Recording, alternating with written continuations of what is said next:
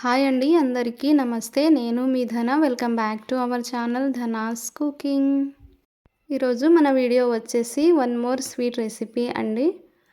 అదే బాదుషా. చాలా జ్యూసీగా చాలా సూపర్ టేస్ట్తో అండ్ చాలా సింపుల్ వేలో చేసి చూపిస్తాను. చిన్న చిన్న టిప్స్ పాటిస్తే స్వీట్ షాప్ బాదుషా కంటే మనమే చాలా టేస్టీగా చేసుకొని తినొచ్చండి ఇంట్లోనే. ఇంకా లేట్ చేయకుండా ప్రాసెస్ చూసేద్దాము. మామూలుగా అయితే షాప్‌లో వచ్చేసి మైదా పిండితోనే చేస్తారండి మ్యాక్సిమం. బట్ మనం చాలా హెల్తీగా గోధుమ పిండితో చేసేసుకుందాము.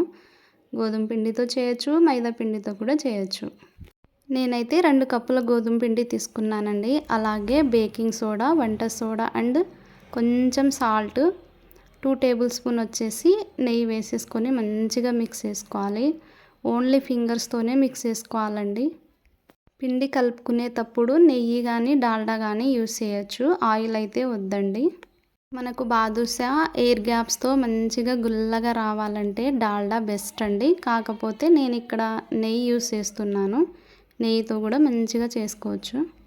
ఇలా మంచిగా మిక్స్ చేసిన తర్వాత మనకి పిండి అనేది మంచిగా ఇట్లా ఒత్తి పట్టుకుంటే ముద్దలాగా అవ్వాలండి. అప్పుడే మనం వేసినటువన్నీ మంచిగా మిక్స్ అయ్యిందని అర్థము. పిండి కలుపుకునేటప్పుడు ఒకేసారి వాటర్ మొత్తం వేయకుండా కొన్ని వాటర్ వేసి కలుపుకోవాలండి. వాటర్ పోసి కలిపేటప్పుడు పిండి ఎక్కువ నీడ్ చేయాల్సిన అవసరం లేదండి. సింపుల్గా అలా ఫింగర్స్తో బాగా కలుపుకోవాలన్నమాట. ఈ చిన్న చిన్న టిప్స్ పాటిస్తేనే మనకి బాదుషా పర్ఫెక్ట్గా వస్తాయి. నేను తీసుకున్న 2 కప్పుల గోధుమ పిండికి 1 కప్పు వాటర్ తీసుకున్నానండి. వీడియో చూస్తున్నారు కదా, నాకు ఇంకా కొన్ని వాటర్ అయితే మిగిలాయి అన్నమాట. పిండి కలిపేటప్పుడు ఎక్కువ ప్రెస్ చేయాల్సిన అవసరం లేదండి. మనకి పిండికి బాగా మంచిగా ఎయిర్ గ్యాప్స్ ఉంటేనే బాదుషా అనేటివి మంచిగా గుల్లగా వస్తాయన్నమాట. వాటర్ చూడండి, నాకు అదే కప్పుతో పిండి తీసుకున్నాను, అన్ని వాటర్ ఇంకా మిగిలాయి. సో మీరు కలుపుకునే దాన్ని బట్టి చూసుకోండి ఒకసారి. చూస్తున్నారు కదా, పిండికి ఇలా ఎయిర్ గ్యాప్స్ కంపల్సరీ ఉండాలండి. అప్పుడే బాదుషా మనకి చాలా పర్ఫెక్ట్గా వస్తాయన్నమాట. పిండి మరీ టూ సాఫ్ట్గా కాకుండా సెమీ సాఫ్ట్గా కలుపుకుంటే సరిపోతుంది. ఇలా కలుపుకొని ఒక 20 మినిట్స్ దాకా పిండికి రెస్ట్ ఇవ్వాలండి. కొంచెం మంచిగా నానుతుందన్నమాట పిండి. మనం పిండి తీసుకున్న కప్పుతోనే 1 కప్ ఆఫ్ వాటరు, అలాగే 1.5 దాకా షుగర్ అండి. స్వీట్ మరీ ఎక్కువ కావాలనుకుంటే 1.5 కప్ షుగర్ వేసుకోవచ్చు. లేదు అంటే మనకి ఈ స్వీట్నెస్ కరెక్ట్గా సరిపోతుంది. ఇక్కడ పాకం వచ్చేసి మనకి బాదుషా పైన క్రిస్పీగా రావాలంటే ముదురు పాకం పట్టుకోవచ్చండి. లేదు జ్యూసీగా ఉండాలంటే ఇలా చూస్తున్నారు కదా, కొంచెం స్టిక్కీగా ఉంటే సరిపోతుంది పాకము. పాకం రెడీ అయిన వెంటనే 1 స్పూన్ వచ్చేసి లెమన్ వాటర్, అలాగే కొంచెం ఇలాచీ పౌడరు. లెమన్ వాటర్ వేయడం వల్ల మనకి పాకం ఆరిన తర్వాత కూడా కొంచెం జ్యూసీగానే మంచిగా ఉంటుందండి, లిక్విడ్ టైప్లో. పిండికి ఒక 20 మినిట్స్ రెస్ట్ ఇచ్చిన తర్వాత చూద్దాము.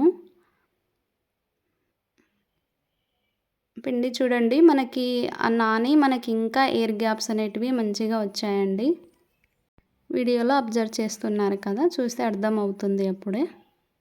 ఈ ఎయిర్ గ్యాప్స్ ఉండడం వల్ల మనకు బాదుషా మంచిగా ప్రిపేర్ చేసిన తర్వాత మనం పాకంలో డిప్ చేస్తాం కదా, ఆ పాకం అంతా మంచిగా బాదుషా పీల్చుకొని జ్యూసీగా అండ్ చాలా స్వీట్గా మంచి టేస్టీగా రెడీ అవుతాయి అన్నమాట.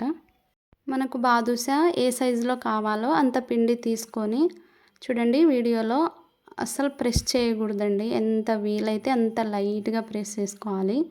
మీకు వీడియో చూస్తే అర్థమవుతుంది కదా. అలా ప్రెస్ చేసిన తర్వాత 2 ఫింగర్స్తో జస్ట్ అట్లా ట్యాప్ చేస్తే మనకి హోల్స్ లాగా పడిపోతుంది అన్నమాట.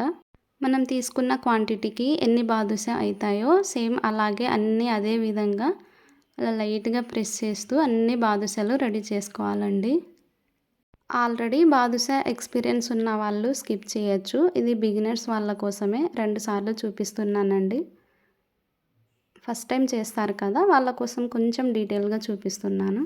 మన ఈ బాదుషా ప్రాసెస్లో మెయిన్ టిప్ అండి, ఆయిల్ చాలా లో హీట్ ఉండాలన్నమాట. గోరువెచ్చగా ఉన్నప్పుడు వేసుకోవాలి. ఒకవేళ ఆయిల్ పొరపాటున ఇలా హీట్ ఎక్కిందనుకోండి, కొంచెం గ్యాస్ అనేది ఆఫ్ చేసేసి ఒక్కొక్కటి వేసుకోండి. చాలా గోరువెచ్చగా ఉండాలండి ఆయిల్, అప్పుడే మంచి ఈవెన్గా బాదుషాలన్నీ ఫ్రై అవుతాయన్నమాట. ఆయిల్ ఎక్కువ హీట్ ఉండడం వల్ల ఏంటంటే పైన బాదుషా మనకి కలర్ వచ్చేస్తాయండి, లోపల ఉడకవన్నమాట. సో గోరువెచ్చగా ఉన్నప్పుడు వేసుకోవాలి, అప్పుడే బాగా ఈవెన్గా ఫ్రై అవుతాయి. అలాగే వేసిన తర్వాత లో టు మీడియం అడ్జస్ట్ చేసుకుంటూ ఫ్రై చేసుకోవాలండి. మనం పాకం వచ్చేసి స్టార్టింగ్లోనే చేసేసుకున్నాం కదా, ఇన్కేస్ అది చల్లగా అయితే కనుక ఇంకోసారి గ్యాస్ మీద పెట్టి గోరువెచ్చగా చేసుకొని మనం ఫ్రై చేసుకున్న బాదుషాలన్నీ ఇలా డిప్ చేసుకోవాలండి. ఇక్కడ నేను వచ్చేసి పాకం వేరే గిన్నెలో ట్రాన్స్ఫర్ చేసేసుకున్నాను.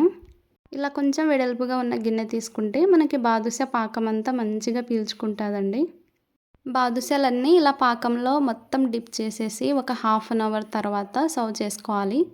చాలా జ్యూసీగా సూపర్గా ఉంటాయి టేస్ట్. వీడియో నచ్చినట్లయితే ఒక చిన్న లైక్ ఇచ్చి మీ ఫ్రెండ్స్ అండ్ ఫ్యామిలీ రిలేటివ్స్కి షేర్ చేయండి. Thanks for watching.